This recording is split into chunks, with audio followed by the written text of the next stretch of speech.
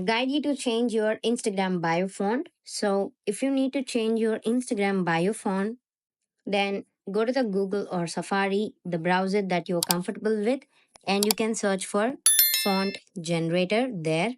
You can go to any of the website that is free of cost and so simple.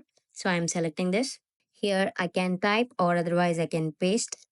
So let me type I guide you. So here in the bottom, you can see all the fonts that they are listed with, and you can select any of that you like.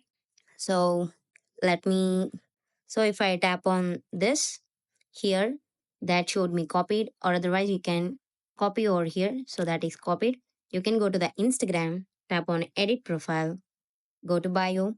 From there, you can go for I guide you or I guide you. This is how you can change Instagram bio font. Thank you.